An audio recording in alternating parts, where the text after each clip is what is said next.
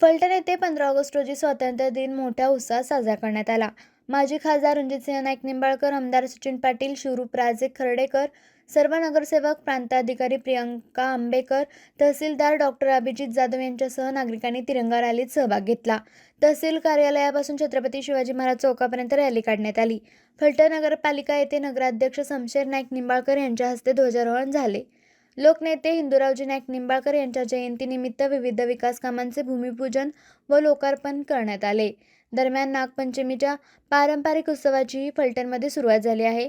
महिलांसाठी home minister, विविध खेळ आणि इतर कार्यक्रमांचे आयोजन करण्यात आले आहे। तसेच शुक्रवार पेठ तालीम मंडळाच्या वतीने आयोजित पतंग स्पर्धेचे उद्घाटन माजी खासदार रणजितसिंह नाईक निंबाळकर यांनी केले। लेकीसोबत पतंग उडवत त्यांनी आनंदोत्सवात सहभाग घेतला। स्वातंत्र्य दिन आणि नागपंचमीच्या निमित्ताने फलटण शहरात उत्साहाचे आणि आनंदाचे वातावरण पाहायला मिळाले। देशातील माझ्या बांधव भगिनींना, तसेच विशेष करून फलटण तालुक्यातील माझ्या बांधव आणि भगिनींना खूप खूप शुभेच्छा।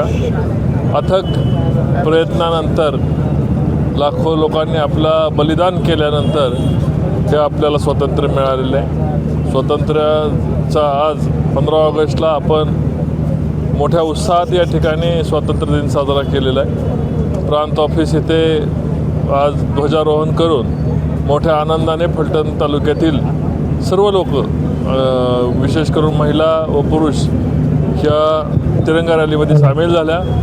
जे लोक सामील झाले त्यांचं मी या ठिकाणी अभिनंदन करतो आणि देशाचा स्वातंत्र्य दिन असाच चिराय होऊन आपला भारत हा विश्वगुरू बनू अशा पद्धतीच्या मी शुभेच्छा देतो।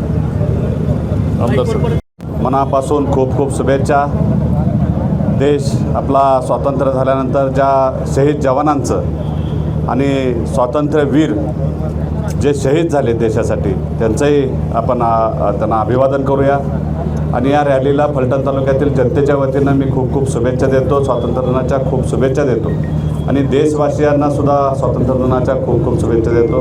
आणि आपण प्रांत ऑफिसपासून आपण छत्रपती शिवाजी महाराज चौकापर्यंत जी रॅली काढली त्या रॅलीला अतिशय चांगला उदंड असा प्रतिसाद मिळाला आणि सर्वच शाळेतील विद्यार्थी, माझे सर्व बांधव भगिनी, सर्व अधिकारी वर्ग, सर्वच जण आपण उपस्थित राहिलात त्याबद्दल मी सर्वांचं मनापासून आभार व्यक्त करतो। आपल्या तालुक्यातील जिल्ह्यातील बातम्या सर्वप्रथम पाहण्यासाठी आजच सातारा न्यूजला YouTube चॅनलवर सबस्क्राईब करा, लाईक करा, शेअर करा आणि बेल आयकॉन प्रेस करायला विसरू नका।